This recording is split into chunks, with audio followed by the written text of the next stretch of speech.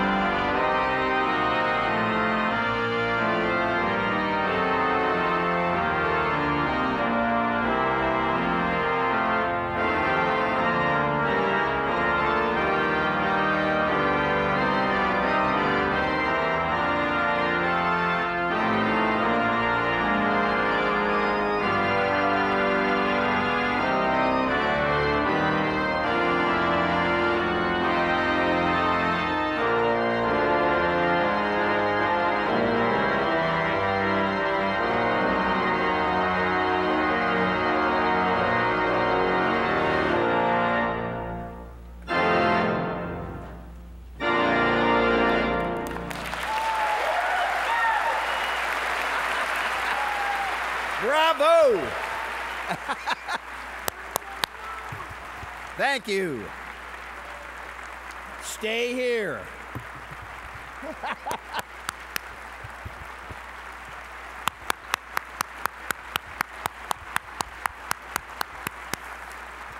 What a rousing way to begin a glorious day. Ladies and gentlemen, Dr. James Kibbe of the School of Music, Theater, and Dance.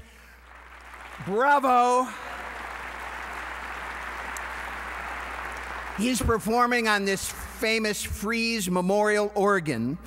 And if you see in your program today, he's created a wonderful set of performances that will show off this great instrument, which the University of Michigan purchased in 1894 after it was one of the key attractions at the World Columbian Exposition 1893 in Chicago. James, we look forward to hearing more of you this afternoon. Thank you.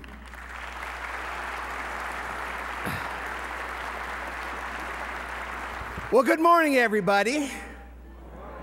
My name is Ken Fisher. I'm president of UMS.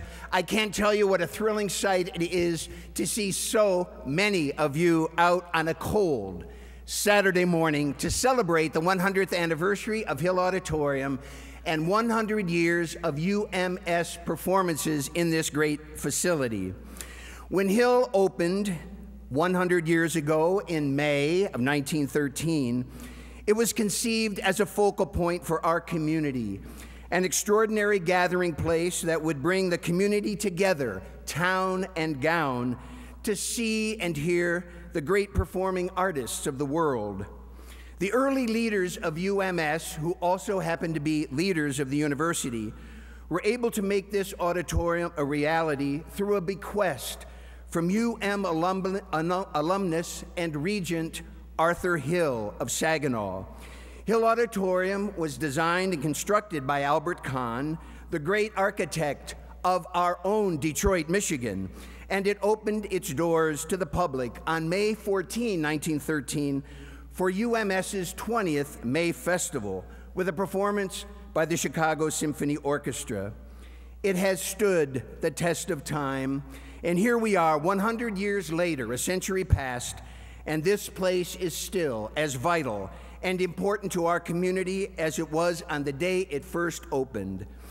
Today, we invite you to explore Hill, reflect on what Hill means to you, and truly appreciate and enjoy how fortunate we all are to have such a magnificent, big house for the arts.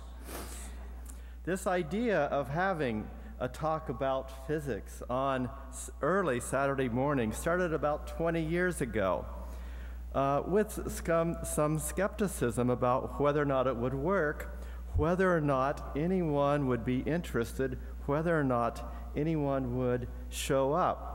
The idea was faculty and postdocs in the physics department and related departments who are on the forefront of research, who are world leaders in their area of expertise, would talk about their research and present it in an accessible way. I have to say, we've done the experiment and we have the result. There is interest in this. So good morning, everyone. It's my pleasure and my honor to introduce today's speaker, Scott Pfeiffer. Let me just tell you for a second how this came about. Myron, who you just heard from, went to the American Acoustical Society and asked for the country's expert on acoustics and acoustical engineering, and they gave us the name Scott Pfeiffer. So we got Scott, and that's how we got to here. Scott grew up in northeastern Pennsylvania. He attended Moravian University, and while he was a senior there doing a senior project, he started working on an acoustic project and communicating with people in Denmark, which led to him doing graduate study at Denmark Technical University. After leaving Denmark, he did an internship, which turned into a job, and he's been working in engineering and acoustics for over 20 years and has become, as you heard, the country's one of the country's leading experts on this. He's worked on many, many projects, but one of his favorites, and I think one of the ones that's of most interest to us, is Hill Auditorium, and that's what he's going to talk about today. So without further ado, Scott.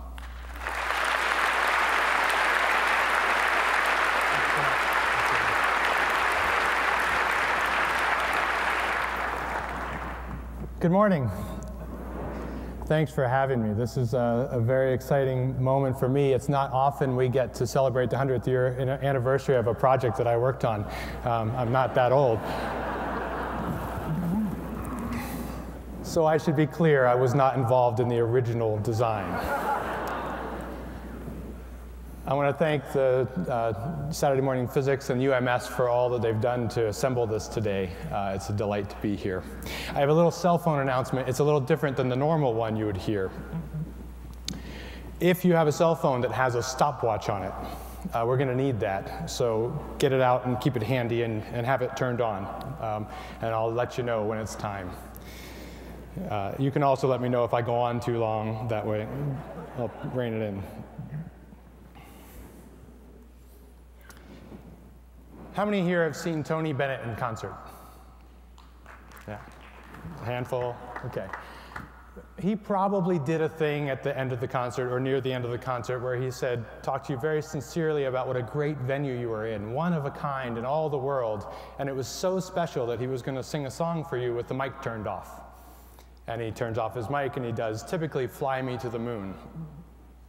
And it's always a great moment in the concert, and as you can see from the press clippings behind me, it's always celebrated in the press, and it's a moment that communities remember. And whenever we go to work on a venue where Tony Bennett has sang, they always say to us, well, it's already perfect. Tony Bennett told us that this hall was perfect.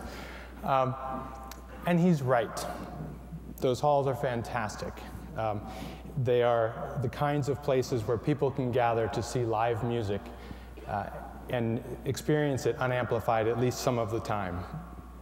It's an experience that is special to me. It's part of why I got into this business in the first place. And it is what we try to accomplish by putting together rooms that work without amplification. So I think Tony has a real solid reason for doing this. It establishes real civic pride in his audience. It brings people out for live performance, which is also very special to him. When you read about why he does it, he says that it's the smaller venues that he really enjoys, and it's those that give the opportunity to experience live music in a very personal way. And it makes this special connection between the performance and audience that is really the foundation upon which legends of perfect acoustics are built.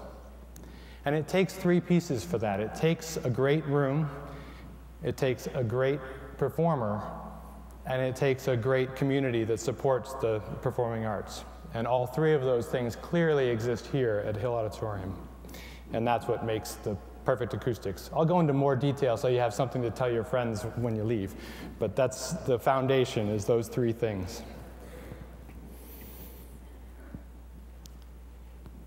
Most of these rooms that have this perfect acoustics have an idiosyncrasy, something special about them that is not like any other space.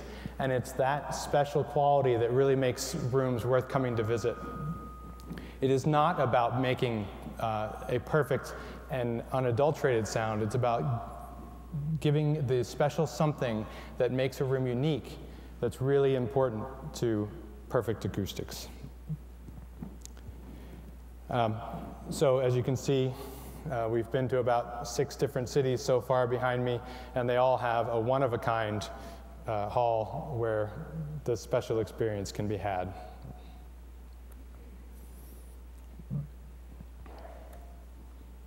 Now, I was also a member of the Society of Physics Students, so thanks guys for the demonstrations out there. I feel like I'm right there with you. And when I was active in the SPS, they told us that we'd get extra credit if we used Einstein in our presentations. So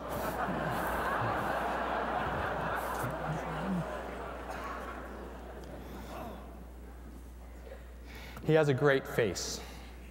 And we all think of, when we look at a face, we think of the vertical symmetry that we have. And I want to talk to you a little bit about how that affects the way that we hear and what that does for us. Because if we don't first think about how we hear, then we can't really dive into how we hear in these spaces.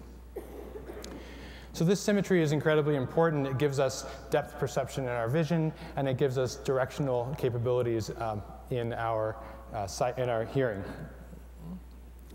The other interesting piece of this is that the eyes and the ears are co-located on that plane. This is because we are of a terrestrial plane, and we evolved to function where most of our dangers and pursuits happened around us. And so we have amazing directional capabilities in the horizontal and the azimuth plane to hear and pick up a sound. The spacing of the ears is about 8 inches apart on average, and it is separated in time based on the speed of sound by 6/10,000ths of a second. That's really fast. And we can use that time difference and the phase difference between the arrival of sound at 2 ears to place a sound down to 1 degree of accuracy around us. That was important in an evolutionary sense. You needed to know where the danger was coming from and start going in the right direction.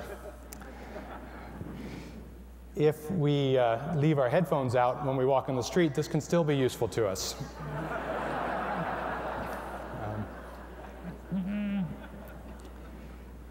In addition to our amazing ability to hear directionally, we also have this amazing range of dynamic range, of ability to hear super soft sounds, a quiet so soft that most of us will probably not experience that in our lifetime.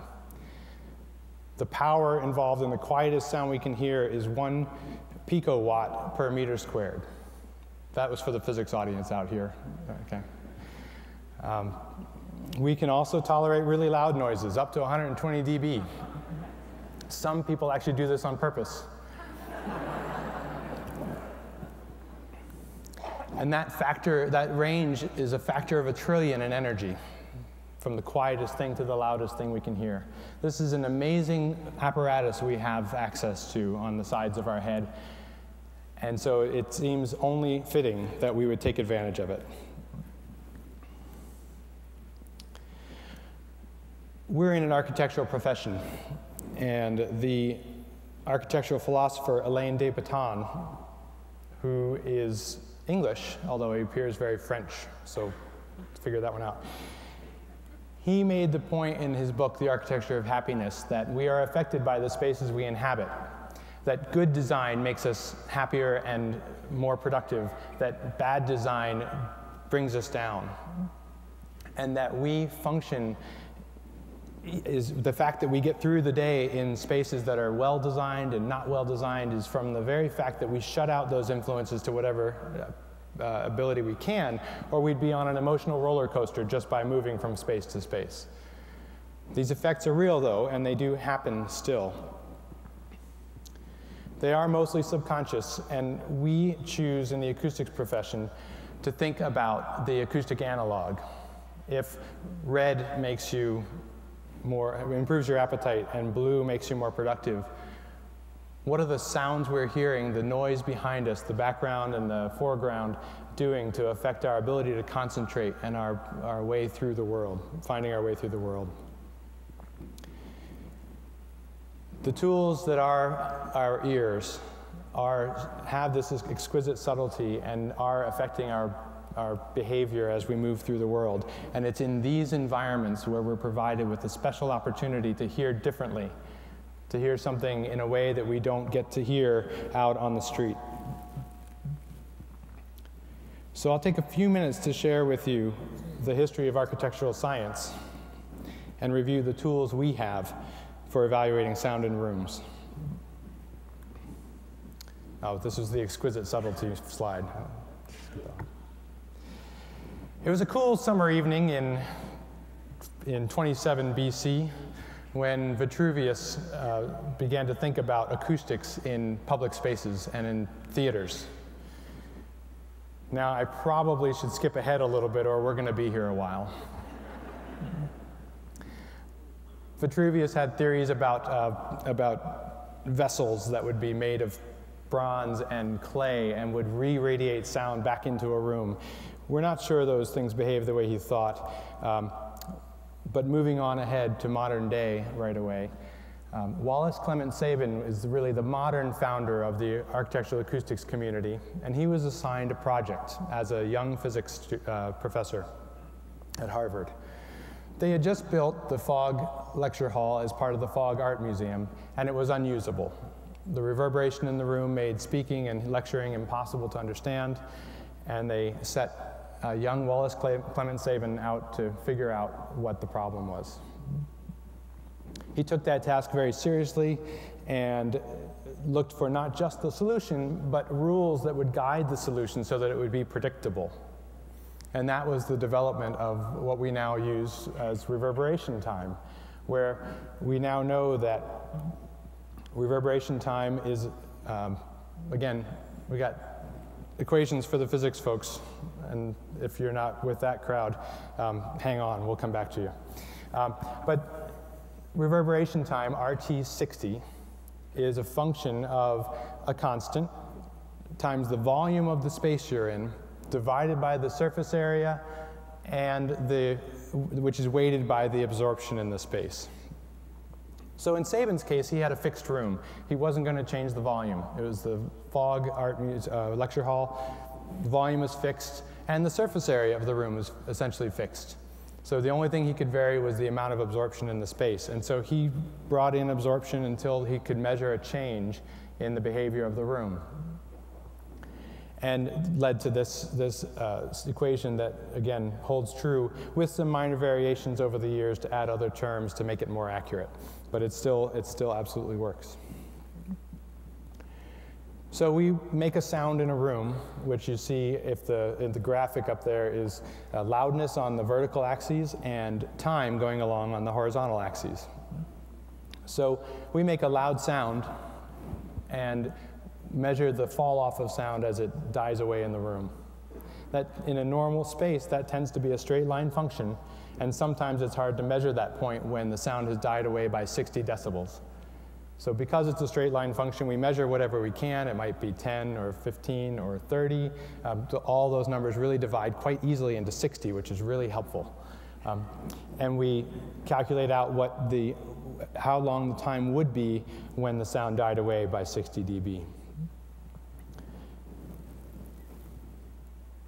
So if you look at the equation, the ways to influence the reverberation time in a fixed room are just absorption.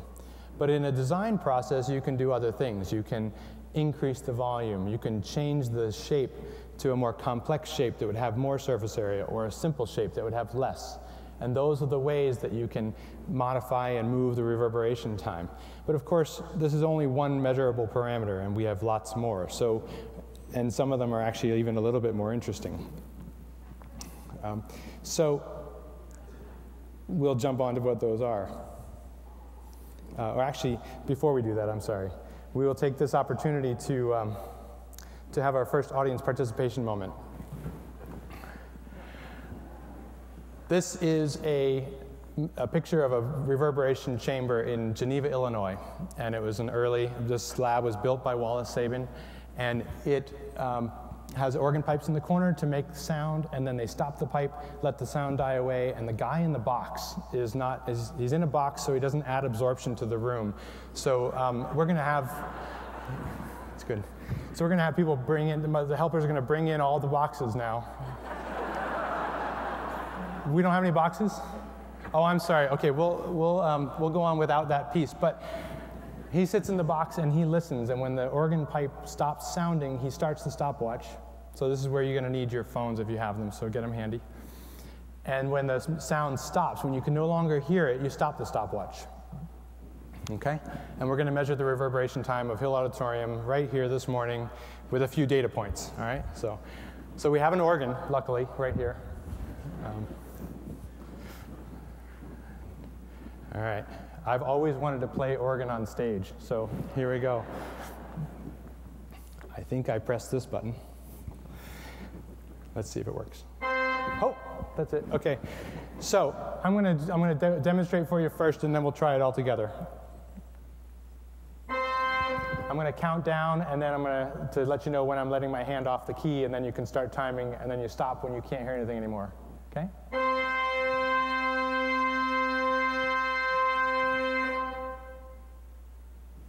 That's the idea. Are you ready with your stopwatches now? Yeah?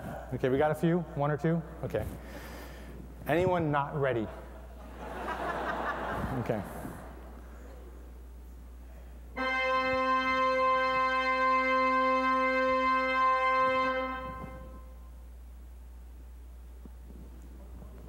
1.7, any other takers? 1.6, 1.7, 1.4, 3.3, 1.85. This is good. We've got a fairly good Gaussian distribution of results there. That's great.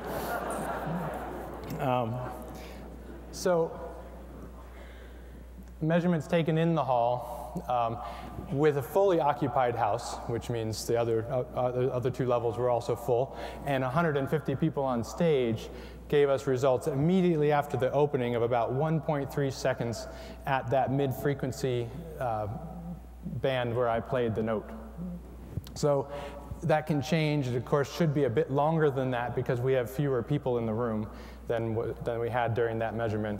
But that's something in that region is about right. But can you imagine how difficult that would have been to sit in that box all day?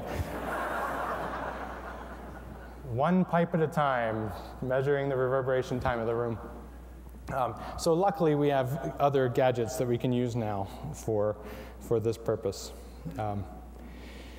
So the first thing that happens whenever we finish a project, someone runs up to me and says, "How did it work?" And I say, "Great." It's not really up to us to make that evaluation. You know, our job is to translate what you want to hear into bricks and mortar, into spaces that have shape and function and give the room on the stage to perform. The job, it's you that is the true evaluator of whether or not we were successful. And so this number has a lot of meaning for us so that we know we got the target we were aiming for or the room behaved in the way we expected. But it doesn't say anything about whether the room will be successful. If you've done any reading on architectural acoustics, you'd probably find that they quote a number that is about 2 seconds for a good concert hall, and for mid-frequency reverberation time of a good concert hall. Well, this is 1.3. That's far short of 2. But that doesn't make this any less of a good hall, because obviously thousands of people have come through here to see fantastic concerts. So we have to ask ourselves in the acoustics profession, if 2 seconds isn't required, why does this 1.3 work? And so we have to start thinking about how we hear and how that affects our experience in rooms. So the other thing we look at and we measure is that same technique of making a big sound in a room and then recording what happens after is also very, very useful, because we can not only measure the reverberation time, but we can track down which surface provided each of those reflections. And we can say the direct sound, again, is the very, very left of the screen, where the first sound arrives, and then all of the other vertical lines are showing you points in time where a reflection has arrived at your seat, at the measured seat, from a surface in the room. And if we layer that with something we know about our response to reflections that come after the original sound, we can start to build a picture of what this signature will sound like to us, to you. If we overlay this complicated graphic that says direct sound on the leftmost axis, and then everything after that is an arrival of a reflection from some surface, we can show that if that reflection is louder than the direct sound above the line, above this line, then we will hear the sound as if it came from the place where the reflection came from. If it falls outside of this disturbance line, we'll hear it as its own separate sound, an echo. And if it's down underneath the direct sound in this region, then it will just change the sense of how big the source on stage is. It'll give us more spatial impression and give us a sense of a sound that is wider or larger than it was originally. So if we line that up with the graph below, so that you see 0 to 100 milliseconds from the direct sound out to the later point here, then you see that this first reflection measured right in mezzanine row K213 at Hill Auditorium from a concert master source, the first reflection arrives louder than the direct sound and but within this image shift region. And so if you're listening from up on the mezzanine level, you might notice sometimes that the orchestra sounds like they're floating just a little bit above stage. If you haven't noticed this yet, try it next time. And hopefully I haven't ruined your concert experience for you for the rest of your life.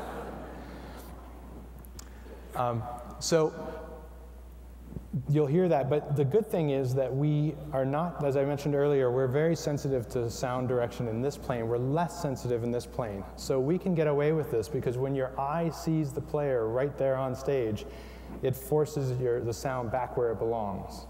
The eye can overcome the ear in this plane much better than it can in this plane. So you only hear that if you really listen for it and you know to expect it. So again, we can ask if this is a good thing.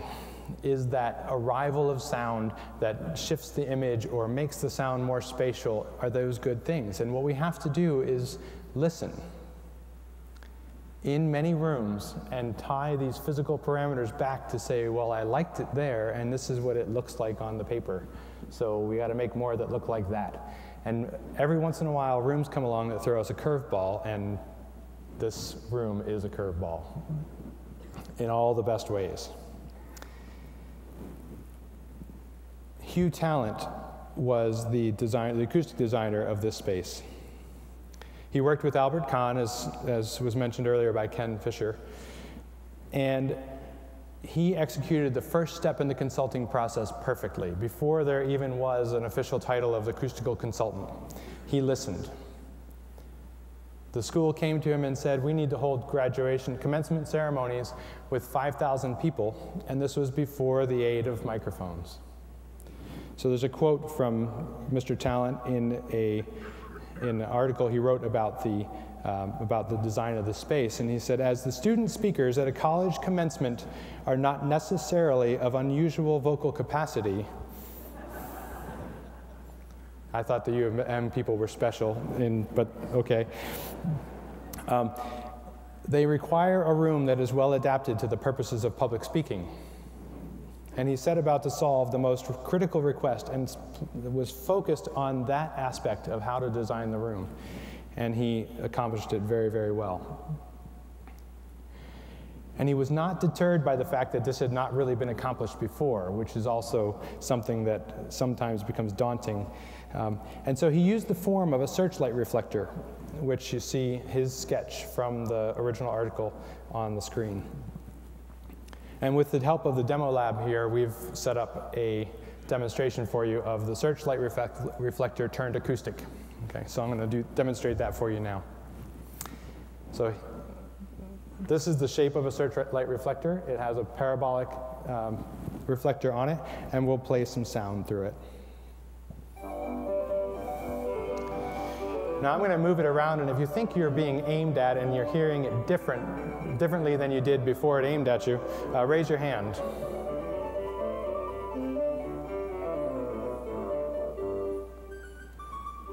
I can make a wave.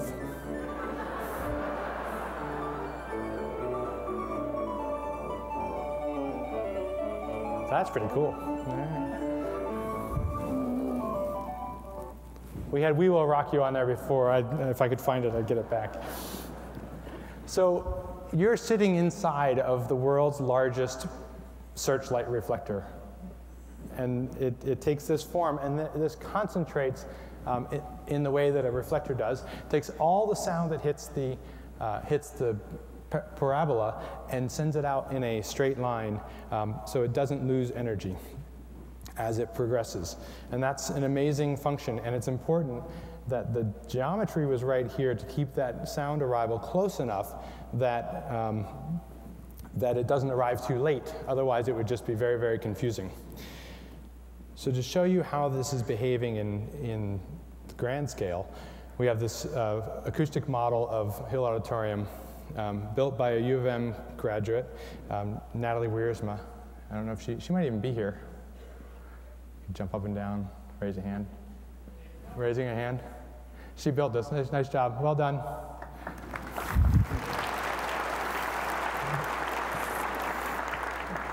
So good. Thanks, Natalie. So you can see here, this is showing you the sound as it leaves the source at the center stage. And it changes color as it gets softer. If it hits the rear wall, you can start to see this advancing wave front from the rear wall, and this is the original direct sound. And we continue on, and now you see this strong line of reflected sound that comes from the searchlight reflector shape of the parabola over your head. Oops, wrong one, there we go. And it continues on into the room and follows that direct sound fairly closely and makes it so that you can hear in a way that you shouldn't be able to. It's an architectural amplification of sound. So if we back up again,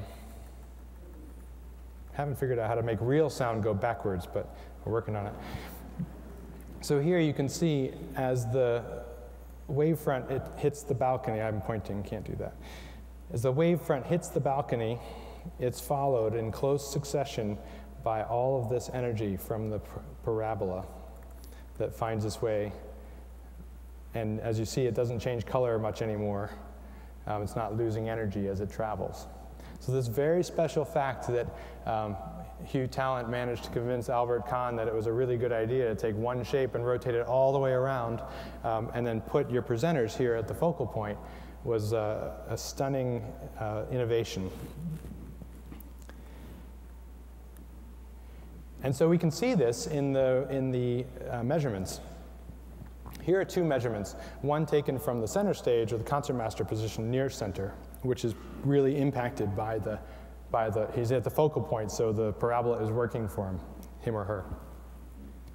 And the other position is out from a source out to the side, and that isn't working quite as well. So now, so that you can experience this for yourself, we have some help. Tim, if you're back there, and oh, there you are. Hi, Tim. Tim's going to come and play for you, and he's going to play a little bit for you from a place near the organ. And then listen carefully to his sound, because the violin has very different directional radiation from each of its strings based on the frequency of the sound and the size of the instrument. So take it away.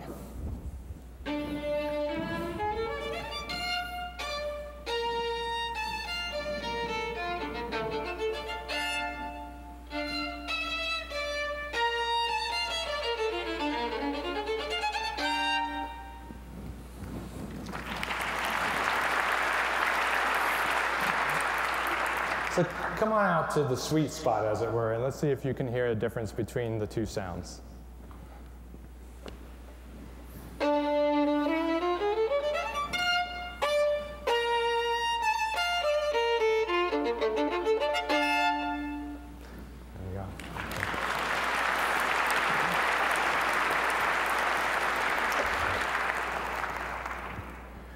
So Tim, I have a meeting with an architect in about a week. Can you come and help me out with that? Okay, great, thank you.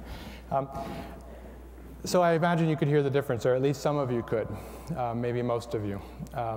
It's a much bigger sound, and it's part of what makes this stage so special, that you can gather this many people to see an unamplified performance. It's not good for everybody. In the process of putting this talk together, I talked with Norm Barnett, who is a faculty member, is an emeritus faculty member at the school, and he told me a story about, as a horn player, when he first came to school as a freshman in 1941, he played on this stage. This was before the renovation in 1949, and the seats were all wood, no padding on them at all. And so in the empty condition, the room was incredibly live without all that absorption that would have been, that's in place now. And so it was very difficult to play on stage. And so they were playing for, he played for Professor William Ravelli, whose photograph is in the second floor lobby, and you can see it there. And they played the piece Jericho, and Morton Gould, the composer, came to conduct. So they rehearsed in the empty hall, and the horn part was on the offbeat of the trumpet part, and poor Norm said, there was no offbeat. The trumpet just kept coming back again and again and again. And so it really can be a difficult stage when you're not in the sweet spot. And so it does provide a challenge, but it's got a real great benefit for those of you who have children in ensembles that play on the stage. If you sit right in front of them, you'll hear a piece that is a concerto for them and the rest of the orchestra. So pick your seats carefully. In 1949, the hall got the absorptive seats that some of you may remember. They were blue, and they were from American Seating. And it's important to know that, or to understand that, that while this is a great hall, the musicians sometimes have to work very hard up here to make it so. And so we'll talk about that special characteristic of Hill that makes it so famous worldwide. Here in this small town of Ann Arbor, as you, I know, call yourselves a small town still, I think, right? If you look at the tour that Tony Bennett would have taken, these are the halls he would have played in the last couple of years. New Jersey Performing Arts Center is one of the, and the Palace Theater in Albany are two of the largest at 2,800 seats. And then most of the others are down lower, and the average seat count of this section of the tour is about 1,843. If we add Hill onto that list, you see that Hill Auditorium has almost 1,000 seats more than the next largest room. And it has almost 2,000 seats more than the average room on a tour. Now, when someone comes and plays for 3,000 or more people, the experience they get on stage for playing for such a large audience, unamplified and really appreciated, is astounding. Because the other thing that happens, as you might know from watching football, which some of you may be watching tomorrow, or whenever that game comes up, they sit on the sidelines with microphones that look a lot like this speaker we played for you. And that's because those work in reverse as well. It takes all the sound coming from out on the field into the microphone and makes it incredibly loud. So that's how you get the crunch of the helmets and all of those pieces. Well, this shape works in reverse too. So when the artist completes their performance and you all start clapping, not only are you the largest audience that they've played for ever, but you sound like 4 times as many people up here. Now, I've told this story many times in explaining when I talk about this room and this space outside, but it's really interesting. I've never, ever experienced it, and I wonder what it feels like.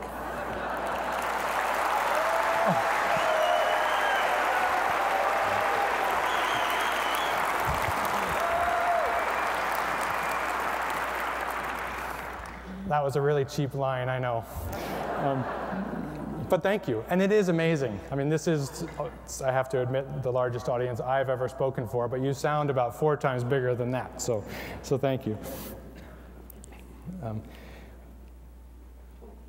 So now, based with your newfound acoustic knowledge, you know that an artist who is here feels very special, and that singing and performing for 3,709 of your closest friends is an experience that causes these artists, when they leave Ann Arbor, to say what a wonderful experience they had here. And as they go about the world telling people about the wonder that is Hill Auditorium, the room gets a fantastic reputation. I've imagined that there's no difficulty getting artists to come and play here, which you can tell by the parade of the best of the world that have played in this hall. And when you're here, you have an experience with that artist that, while it is not the most reverberant you've ever experienced, it will be the most intimate. And you feel as if they are closer to you acoustically than in almost any other hall you will have been in.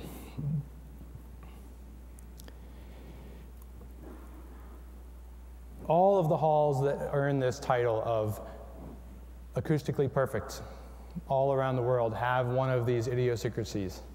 Something about them that acousticians get together and say, oh, everyone thinks that's a great hall, it's not so great because, and fill in the blank. But we have to ask ourselves if we've got it right. Because the world, you've judged. You show up and you come and say, that hall is amazing, what just happened there?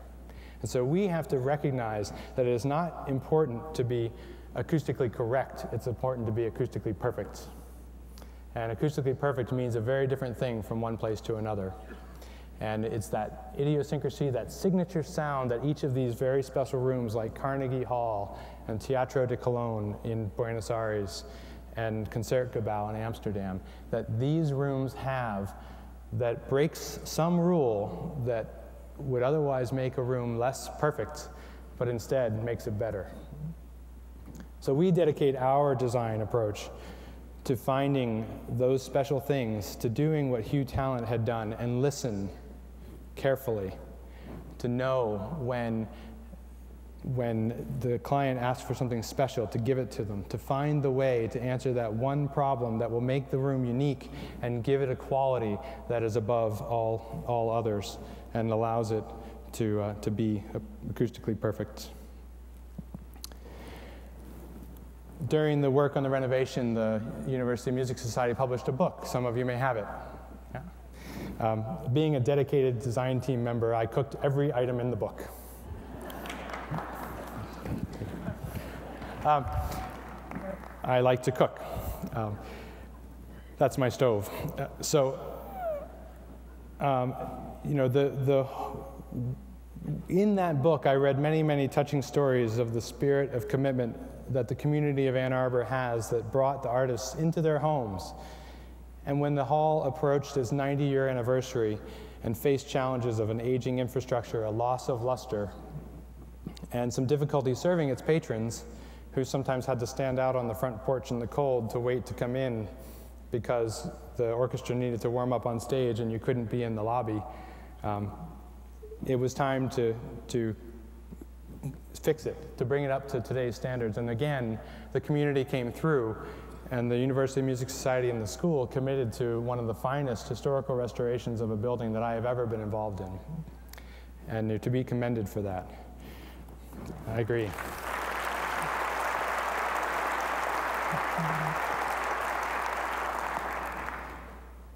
During that renovation, the mechanical systems were relocated to make them quieter, so when you're getting heated and cooled air in the room, you don't have to listen to it. The foyer the wall was moved at the rear of the main floor so that it could create the anteroom that allows you to come in and warm up in the lobby while you wait to come in for the performance, and the orchestra or the performer on stage can rehearse and do their final sound check without being disturbed by your presence. That was a very important piece.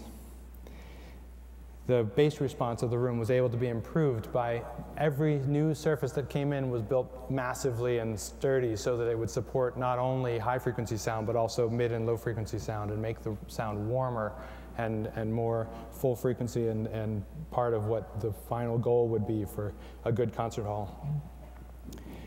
And the technical facility of the hall was improved in many ways. And this was all done with, as was also mentioned before, Albert Kahn Associates, the original designer of the hall, participated in the overall project management and exterior work. And they brought top experts in performing arts and historic renovation in Quinn Evans, who are right here in town. Ken Klein from Quinn Evans is here, I believe, out there. So congratulations, Ken. And they also had top flight acousticians from Kierkegaard Associates, of which I was one of them. Delighted to have the opportunity to work on the project, along with Fisher Dax Associates and Gary Steffi Lighting doing theater and sound. And it was one of the best teams I ever had the good fortune to work with.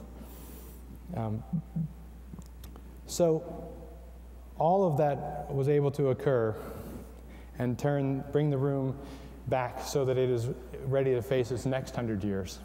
And the performances that will happen on this stage will be many and varied, and they will respond and provide for you a great experience because of the dedication and focus that Hugh Talent had to solve this one problem just right. So, with that, I'm going to do one more thing As I learned from a performer that I've seen in concert a handful of times, if I really want to share with you what a fine concert venue this is, I have to ask the sound man to turn off the mic. And maybe do, fly me to the moon, and let me play among the stars. Let me know what spring is like on Jupiter and Mars. In other words, please be true. In other words, I love you.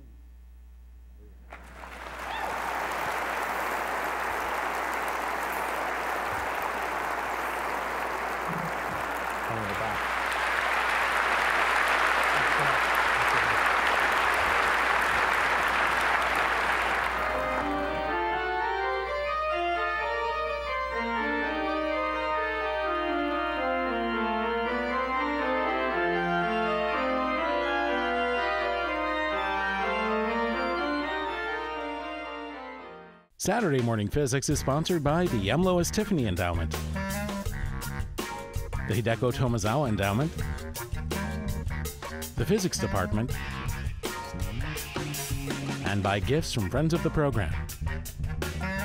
This program was presented as part of the University of Michigan Hill Auditorium 100th Anniversary Celebration, funded in part by the Michigan Humanities Council,